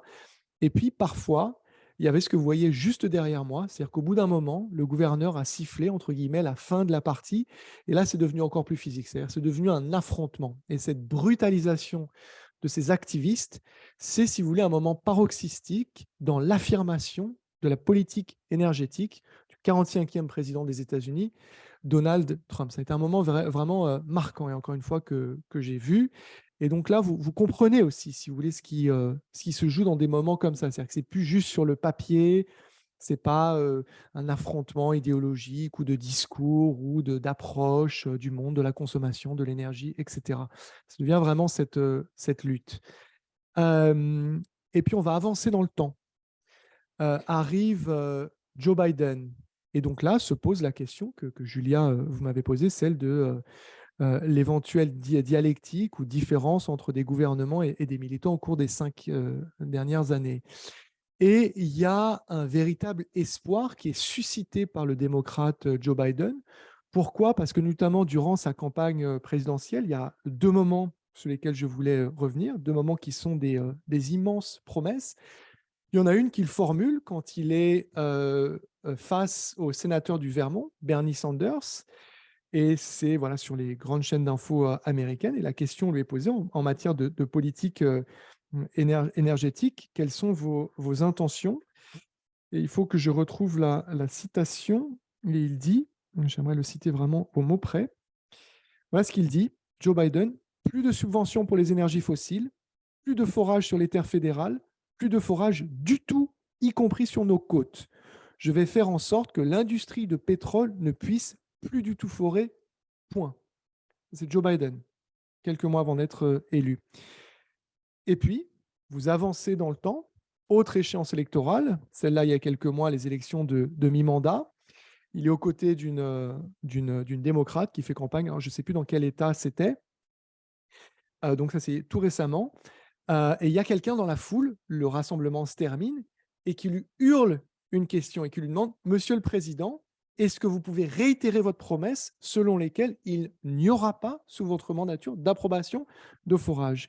Et là, Joe Biden rétorque, encore une fois, je le cite verbatim: oui, il n'y aura plus de forage, je n'ai donné mon accord à aucun nouveau projet. Fin de citation. Et je crois que c'est toi qui as cité la récente approbation du projet Willow. Rappelez-vous les chiffres que je vous ai donnés sur le Dakota Access Pipeline, le DAPL. Là, sur Willow, donc qui vient d'être approuvé par le président Joe Biden, démocrate, on a un impact qui se mesure, j'ai regardé, en dizaines de millions de tonnes d'émissions de CO2 rejetées dans l'atmosphère. Et ce qui est escompté avec Willow, donc c'est un projet à 8 milliards de dollars, et avec un rendement qui pourrait s'élever à quelques 180 000 barils par jour. Donc, il est 2 fois plus cher que le DAPL, mais avec un rendement qui est 4 fois inférieur. L'argument de Joe Biden est le suivant. Oui, c'est vrai, j'ai fait une promesse, je ne la remplis pas, mais, comme tu l'as souligné à juste titre, il dit 2 choses. D'abord, j'ai fait passer le IRA, Inflation Reduction Act, pour plus de 400 milliards de dollars, avec des engagements qui sont très réels en matière de transition de transition verte et de décarbonation, avec, je pense que vous le savez, des incentives sur l'achat de véhicules électriques, alors à condition ou non, on comprend très bien qu'ils soient fabriqués aux États-Unis, pareillement la rénovation des logements selon des normes vertes. Mais, dit-il, et ça c'est vrai quand on penche sur le IRA, c'est-à-dire qu'il a fallu le faire passer dans un pays et un congrès archi polarisé, donc ça a nécessité des compromis. Et ça a nécessité notamment d'embarquer l'industrie hydrocarbures, ses lobbies et ses représentants au Congrès en disant « Ok, vous me votez ça, mais en contrepartie, il n'y aura pas de moratoire sur les forages. » Donc, oui, l'eau est vécue comme une trahison, mais quelque part, elle est annoncée. Et elle est dans l'ADN même du fonctionnement actuel de cette démocratie. Et là, je reviens à ce que Hugo disait sur la nécessité de changer tout un système qui aujourd'hui contient dans son ADN même finalement ces compromis qui sont absolument inévitables. Et donc Joe Biden dit, écoutez, oui, j'ai approuvé Willow, mais ne regardez pas nécessairement ce que j'ai approuvé, regardez tout ce que j'ai réussi à empêcher en négociant, parce qu'il dit que sur Willow, il a négocié également certaines choses. Et juste pour terminer, parce que je vous vois vous avancez vers le micro, Julie, vous avez raison. Sur Willow, c'est pas encore fait. Ça va être fait, c'est en cours, etc. Pour l'instant, j'ai pas vu ce que j'ai vu à Cannonball, c'est le nom de la ville la plus proche du site. D'ailleurs, Salim, tu m'as pas mis, vous m'avez pas mis Willow, l'autre projet, que vous preniez conscience vraiment que vous puissiez visualiser à quoi ça. Et le Georges, j'utilisais, enfin, c'est l'ONU qui parlait de carnage climatique. Là, vous êtes dans l'Alaska du Nord, hein, à Willow. Donc, imaginez l'impact que ça va avoir là-dessus. Et quand je parlais d'engagement physique, je n'ai pas encore vu des personnes se rendre là-bas pour empêcher le forage, etc. En revanche, j'ai vu une forte mobilisation de la jeunesse américaine. Je peux évidemment voir toutes les vidéos sur TikTok. Mais voilà, pour l'instant, elle est juste numérique. Je ne sais pas ce qu'il va advenir de ce projet. Je ne sais pas ce qu'il va advenir de cette mobilisation. J'ai plein d'autres questions et de réflexions justement sur l'engagement de la jeunesse, mais j'ai déjà trop parlé. Merci beaucoup. Avant de passer à 2 autres leviers de mobilisation que je voulais également, sur lesquels je voulais également revenir, s'il y a une question dans la salle, alors il y en a beaucoup plus qu'une. Alors, monsieur, vous aviez levé la main tout à l'heure. Attendez le micro parce qu'il faut que les gens en ligne puissent vous entendre aussi.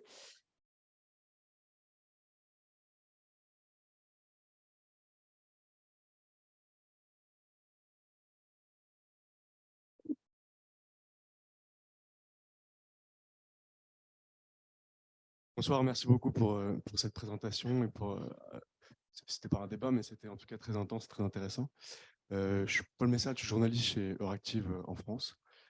J'ai quelques questions, je vais essayer de les résumer. La première, c'est sur le type d'organisation auquel on fait face aujourd'hui. Vous avez parlé des Gilets jaunes, maintenant il y a des mouvements comme Soulèvement de la Terre. C'est des mouvements qui n'ont pas de leader. Est-ce qu'il y a maintenant un nouveau type d'organisation qui est en train de se créer, de se pérenniser? Ensuite, sur la mise en place de modes d'action qui maintenant sont plus violents. Vous avez parlé, Hugo, d'un cheminement assez logique. Ma question est de savoir si on va avoir une pérennité des modes d'action un peu plus violents, comme on a pu apercevoir sur le sujet des méga-bassines à Sainte-Soline. Et dernière question, Soulèvement de la Terre est dans une situation où le gouvernement souhaite la dissoudre. Est-ce que vous avez des informations là-dessus, ou tout du moins, est-ce qu'on est certain que c'est possible de dissoudre un mouvement, une nébuleuse qui n'a pas d'existence juridique finalement, et qu'est-ce que ça signifierait en cas de dissolution? Est-ce qu'on peut attendre des représailles d'une action violente comme ce qu'on peut observer en ce moment? Merci. Alors, il y a plein d'autres questions. J'ai noté qu'on va vous apporter le micro juste après. Ce que je vous propose, c'est qu'on fasse une autre question, on les note tous. Et après, je vais passer la parole à Sylvie Matelli et à Amy Green pour à la fois répondre à certaines questions si vous le souhaitez, et aussi revenir sur 2 autres formes de leviers que la jeunesse utilise, que sont à la fois les entreprises et les universités. Monsieur, si vous avez une question, et ensuite on passe aux interventions. Oui, bonjour. Je m'appelle Jean Bosco et je pense que en fait, cette question me parle beaucoup parce que j'ai participé à cette problématique en 2018. Au jour de à la journée mondiale du climat, le 8 septembre 2018, parce qu'avant, j'avais créé une association basant sur la réussite de toutes les personnes. Moi, je pense que notre climat, en fait, ne nous permet pas à la future génération de bien mener la vie. Moi, je m'étais impliqué, en fait. Et moi, je pense que cette question est très complexe parce que c'est une question qui englobe toute l'humanité et ça dépend où nous trouvons, en fait. Parce qu'en Afrique, ou bien aux États-Unis, ou bien en Chine, ou bien en Europe, ce n'est pas le même impact. Parce que ici, les grandes puissances, ils peuvent chercher des solutions alternatives, mais en Afrique, comme vous l'avez dit, ils n'ont pas de solutions alternatives. Parce que si Total ou bien les autres entreprises amènent des projets en Afrique, on ne va pas arrêter les projets en Afrique parce qu'on n'a pas d'autres solutions. Moi, je pense que quand même, les grandes puissances, ils peuvent donner des exemples et mettre en place. Vous avez dit aux États-Unis que actuellement, la justice climatique commence à être dans un dispositif constitutionnel. Voilà. Ça, c'est un bon exemple.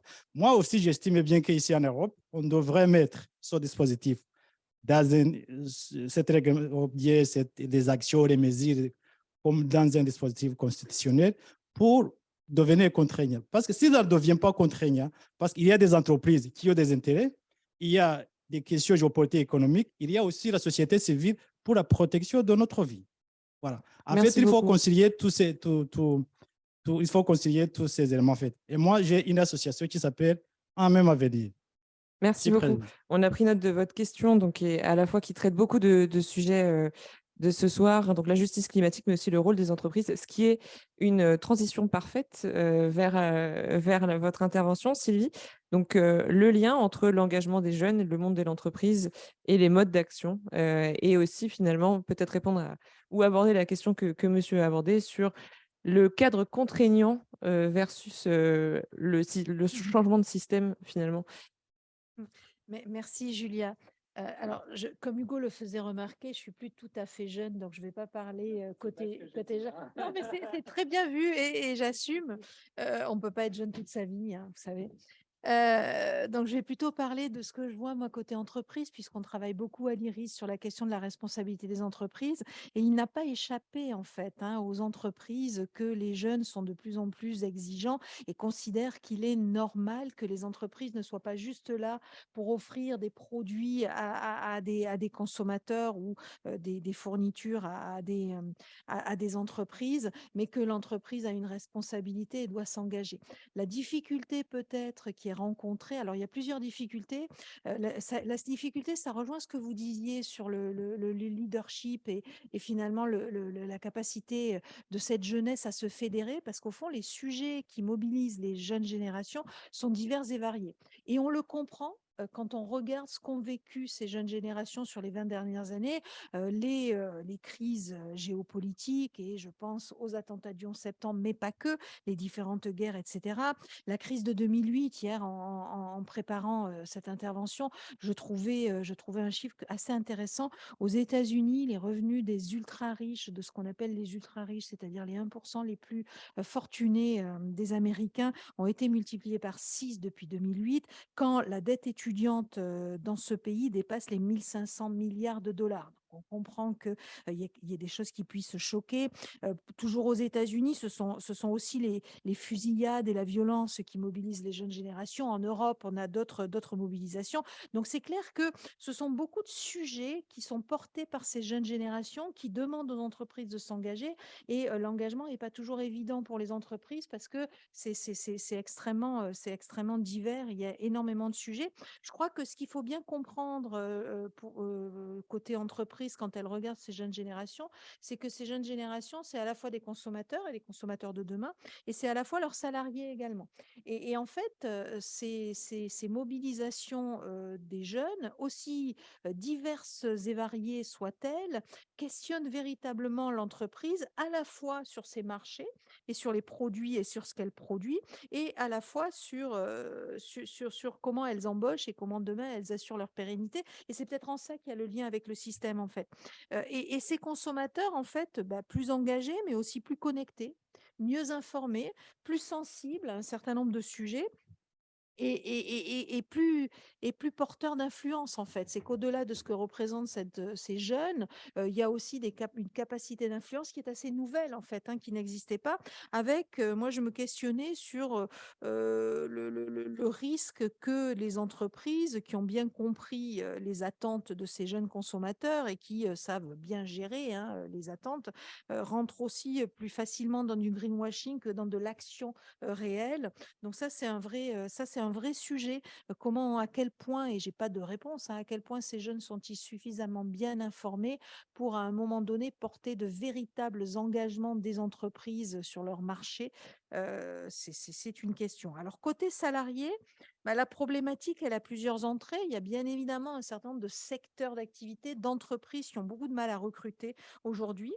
Et en même temps, pour changer de modèle, pour passer dans un autre monde, il faut recruter et recruter de nouvelles compétences, si vous me permettez l'expression, et ces nouvelles compétences capables de négocier le changement de modèle, la transition énergétique. Et c'est un peu le paradoxe, en fait, de ces engagements, c'est que on s'aperçoit qu'en amont, les formations évoluent assez peu, évoluent trop lentement par rapport aux besoins de recrutement et de compétences, et que ces problèmes de recrutement, ils mettent aussi en difficulté les entreprises dans leur volonté de changer de modèle. Donc ça, c'est un vrai sujet. Et encore une fois, j'ai bien conscience que je pose plus de questions que je n'apporte de réponses, mais parce que justement, il y a pas forcément de réponse.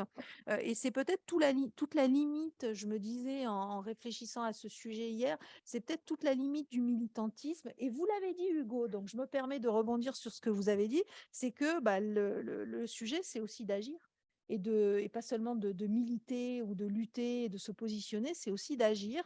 Agir, ça veut dire, est-ce que ça veut dire agir, entrer dans ces entreprises et participer au changement, ou est-ce que ça veut dire changer de modèle? Alors, je vais citer un dernier chiffre parce que le temps passe très très vite.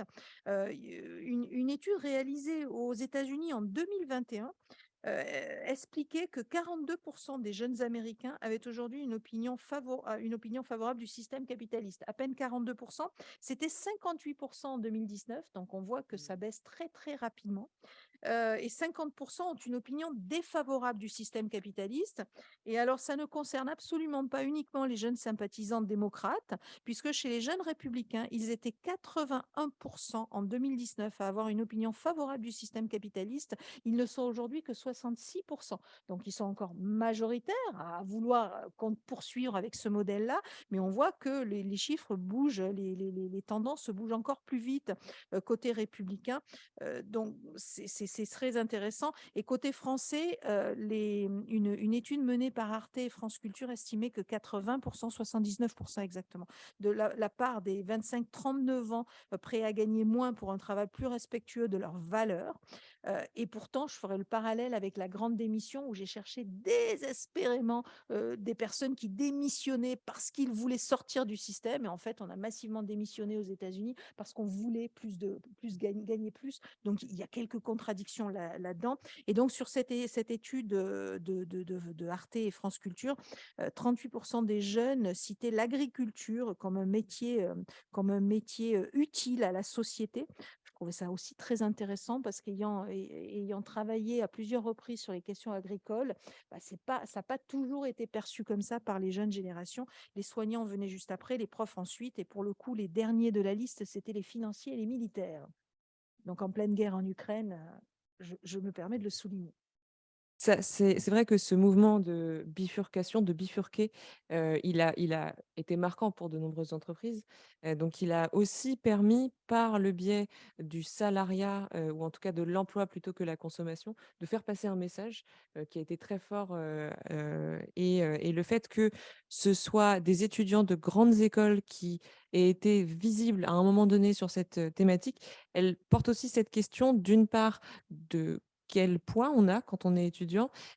Sylvie, vous parliez de formation. Donc, les universités sont responsables de la formation de leurs étudiants sur ces enjeux-là, qui peuvent ensuite porter le message auprès des universités qu'il faut arrêter d'aller dans une certaine direction. Donc, est-ce qu'on est dans un jeu de la poule et l'œuf? Qui a commencé et où est-ce qu'on en est?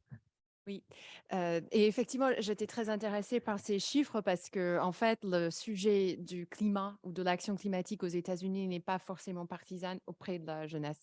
Et donc, une jeunesse qui se côtoie au sein de l'université. Joe Biden a tout à fait compris qu'il y a un enjeu électoral pour récupérer la jeunesse. Donc, explication peut-être de son action, mais en tout cas, au sein de l'université, c'est un acteur par excellence, en fait, de cette lutte, en tout cas de ce sujet. Et en fait, j'ai envie de parler plutôt de l'université, en fait, comme acteur économique parce que en effet, ça rejoint à votre question. C'est-à-dire qu'aujourd'hui, l'université a peut-être 3 rôles principaux, pardon. Il y a l'institutionnel, donc c'est un acteur qui a la responsabilité en tant qu'employeur, en tant qu'organisation, d'institution, à mettre en place des plans d'action, transition écologique, avec des décarbonations, les net zéro émissions, etc. Donc, effectivement, il y a cette responsabilité sociétale qui engage l'université. Mais en fait, il y a aussi l'université comme producteur d'expertise, de connaissances et éducateur, formateur de la jeune génération qui, aujourd'hui, n'a pas accès à la décision politique, mais qui l'aura un jour. Donc, ça entraîne une certaine responsabilité, à la fois pour influer dans le débat et nourrir l'expertise d'aujourd'hui, mais aussi pour former des citoyens responsables et des acteurs politiques demain responsables. Mais en fait, c'est par le prisme économique que ça joue beaucoup aux États-Unis. Parce qu'effectivement, on a des étudiants qui disent bah, vos travail institutionnel des plans d'action, c'est que des solutions techniques. Donc, c'est sympa, mais ça ne nous intéresse pas complètement. Et on a des étudiants aussi qui rebondissent sur leur rôle et la responsabilité justement dans la production de cette recherche. Donc, finalement, pour simplement situer le poids économique de l'université américaine, qui n'est pas inconséquente, l'ensemble des fonds de dotation des universités aux États-Unis valent 700 milliards de dollars. Donc, c'est énorme. Et c'est uniquement les fonds d'investissement, enfin, des fonds de donation. C'est sans parler des fonds d'investissement, des portefeuilles d'investissement, des fonds de pension pour les retraites, pour le salarié, etc. Donc, en fait, c'est un acteur économique extraordinaire avec des frais de scolarité qui s'élèvent très, très cher à 80 000 et il y a des étudiants qui paient presque 100 000 dollars par an pour aller à l'université. Donc, en fait, finalement, on a l'université qui répond à l'impératif climatique par des plans d'action, des plans de transition en tant qu'institution, qui répondent également par des cours obligatoires sur les enjeux climatiques, qui obligent à l'ensemble des étudiants de suivre des cours de sciences, etc., pour avoir vraiment un socle de connaissances assez complet, même si introductif sur ces sujets-là. Mais finalement, les étudiants, donc, ils sont tendus vers le haut de connaissances sur ce sujet par l'université, mais ils rappliquent aussi. Parce que si on regarde cette puissance économique de 700 milliards, et c'est que des fonds de donation, c'est des chiffres de 2020, les étudiants me disent, mais en fait, si l'institution s'enrichisse par les investissements dans l'industrie pétrolière, on se tire une balle dans le pied. Et donc, ils sont vraiment à la charge et ils sont encore une fois à chef de file sur le mouvement de divestissement. Une des premières victoires était en 2019 où l'Université de Californie à Berkeley, donc on a tous entendu parler, a choisi de divestir, je ne sais pas si c'est du bon français, mais en tout cas 128 millions de fonds, le portefeuille de 128 milliards de dollars d'investissement, complètement sortir des actions dans l'industrie pétrolière, ainsi que le fonds de pension pour les retraites, du coup, de 70 milliards de dollars, donc ce qui est conséquent.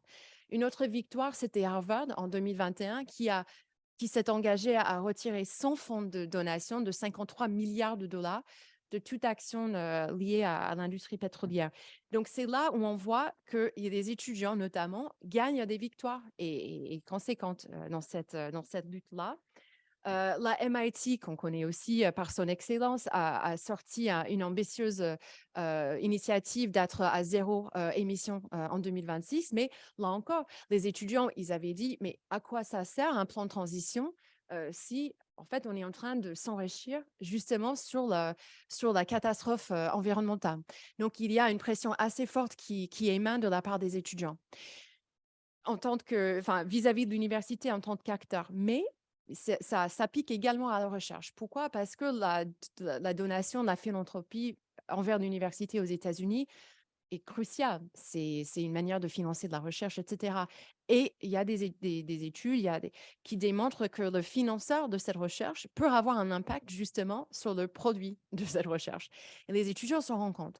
Et ils poussent très, très fort, ils organisent des campagnes auprès de leurs universités pour insister auprès de l'administration de plus accepter des financements de l'industrie pétrolière, des individus même. Je pense à la famille Koch aux États-Unis, qui est une famille avec des tendances politiques très à droite, qui finance effectivement des projets de recherche qui, en général, aboutissent systématiquement au fait de nier que le changement climatique pose problème ou qui produisent de la recherche qui indique qu'il n'est plus nécessaire de réguler pour le climat parce que ça ne pose pas tant de ça de problème. Donc, voilà, donc il y a des financements dans l'entreprise pétrolière ExxonMobil et les étudiants dans plein d'universités poussent pour que les universités n'acceptent plus ces fonds. Je pense à la George Washington University à Washington qui en fait partie. Donc, effectivement, on voit que les universités proposent des formations pour éduquer à la responsabilité climatique, mais en même temps, qui reçoivent également l'injonction de la part des étudiants qui essaient eux aussi de tendre les universités vers le haut. Et si je termine peut-être sur une chose qui est très intéressante, c'est la poule et l'œuf, et c'est autour de la justice climatique. Je pense à UC, aux universités de Californie. C'est un système public très, très conséquent avec des universités autonomes et qui rapportent tous à une même chancelière, et en fait, qui a créé un institut pour la justice climatique. Et en fait, ça répond à une demande, mais ça produit aussi un certain nombre de choses.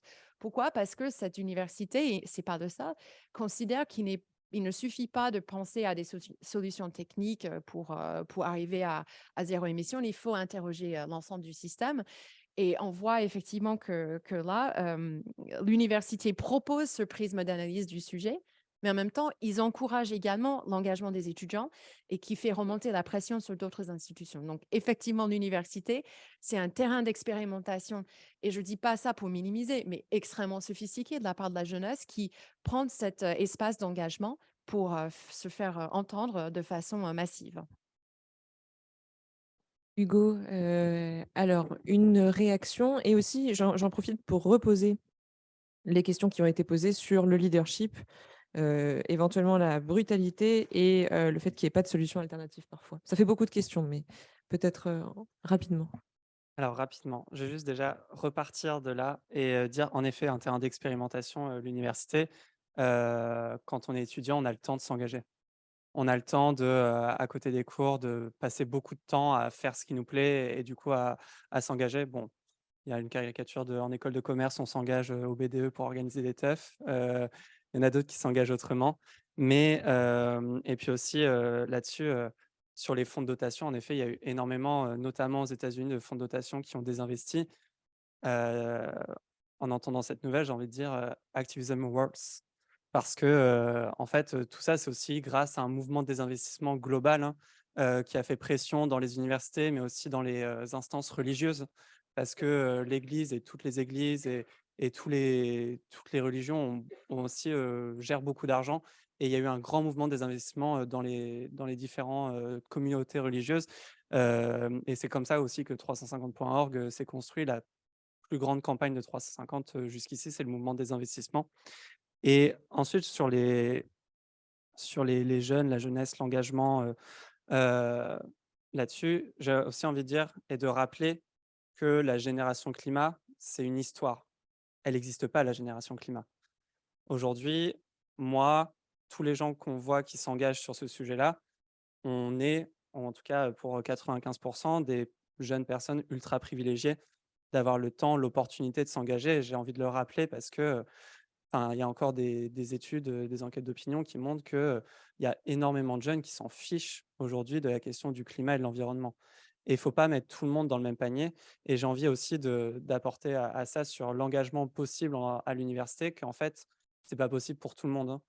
Quand aujourd'hui, on voit par exemple qu'il y a la CGEC qui est la nouvelle contribution pour la CGV, la CVEC, la CVEC, qui va augmenter, qui est la contribution à la vie étudiante dans les écoles, qui a été rajoutée. Moi, j'étais encore à l'école, c'était il y a 3 ou 4 ans, qu'on doit payer, sortir 100 ou 150 € au début de l'année pour financer la vie étudiante, qui va augmenter l'année prochaine, quand on voit que les bourses diminuent, que en fait, les repas au Crous, quand il y a des lois qui sont votées, en fait, on ne permet toujours pas aux étudiants de pouvoir manger pour peu d'argent et qu'ils puissent se nourrir.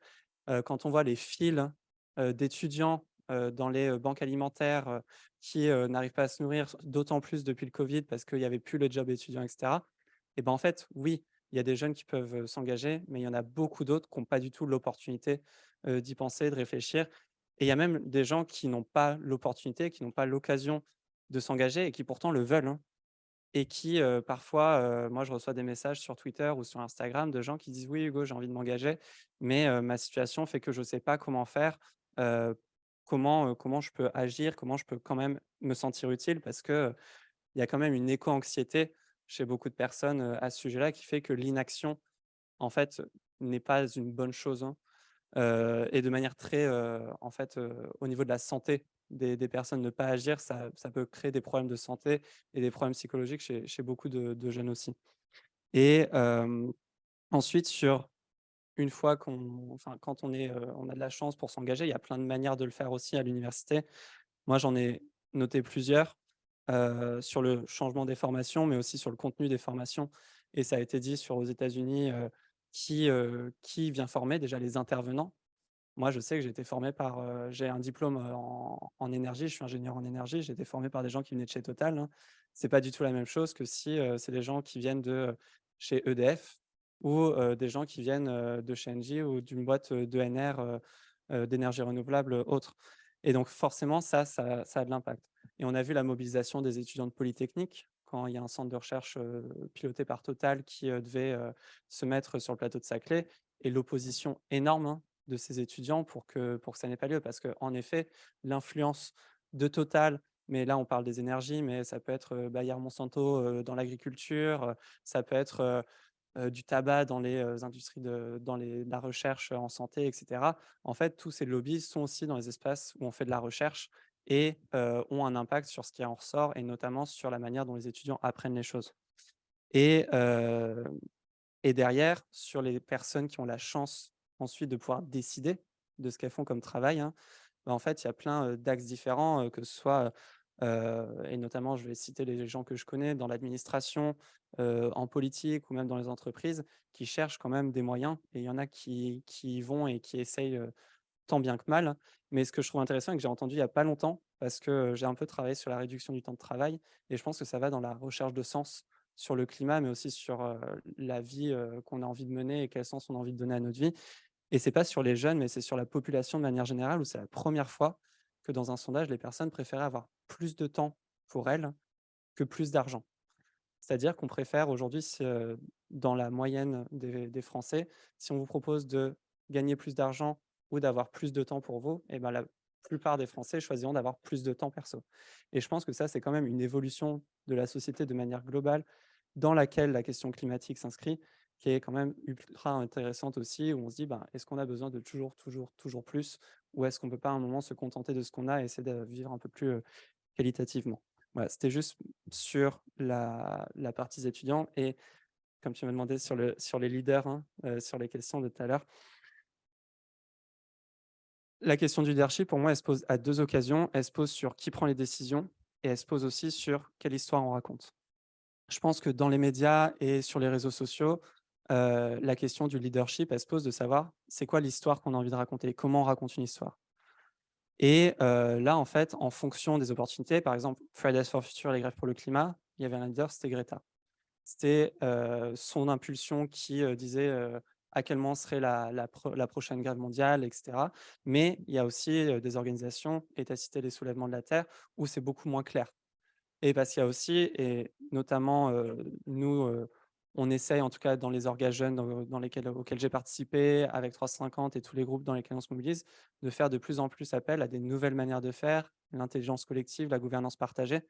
Et c'est ce qui fait qu'on a aussi moins de comment dire, de leaders affichés, parce que c'est plus assumé en fait de savoir quel rôle on attribue à qui. Et ça reste des rôles, et des rôles ne sont pas des personnes. Et Je suis désolée, mais je pense qu'il va falloir qu'on s'arrête là. d'accord, je suis désolé. Juste peut-être sur la dissolution des soulèvements de la Terre, je ne vois pas comment ils peuvent faire ça, genre juridiquement parlant, parce que moi, j'ai signé l'appel des soulèvements de la Terre. Est-ce qu'ils vont me dissoudre moi? Je ne sais pas comment ça marche. Merci beaucoup. Je vous propose qu'on on en fasse le mot de la fin par la jeunesse. Et je retiens pour le mot de la fin le fait qu'on choisit de vivre plutôt que de gagner de l'argent.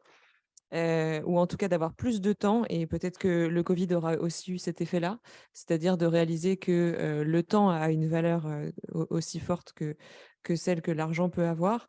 Il y a plein de questions qui ont été soulevées, notamment par le public en ligne et ici, sur la sociologie, l'analyse des mouvements. Le leadership était une des questions, mais on a aussi eu des questions sur justement qui sont ces jeunes qui se mobilisent. Ça a un peu été abordé. Je voulais juste, on aimerait organiser encore une autre conférence sur ce sujet. Ça avait été un peu abordé lors de notre conférence de 2019, puisqu'on avait eu la chance de recevoir un sociologue du mouvement de sociologues ou du consortium de sociologues qui s'appelle Quantité Critique. Donc, si ça vous intéresse, sachez qu'il y a quelques sociologues qui s'intéressent à la question de la sociologie des mouvements de la jeunesse, et en particulier Friday for Future. Donc, n'hésitez pas à regarder ce qu'ils font ou à re-regarder notre magnifique événement de 2019. Et donc, on continue cette conversation. J'espère qu'on aura l'occasion d'organiser de nouveaux événements avant 4 ans, et je vous souhaite une très bonne soirée. À bientôt.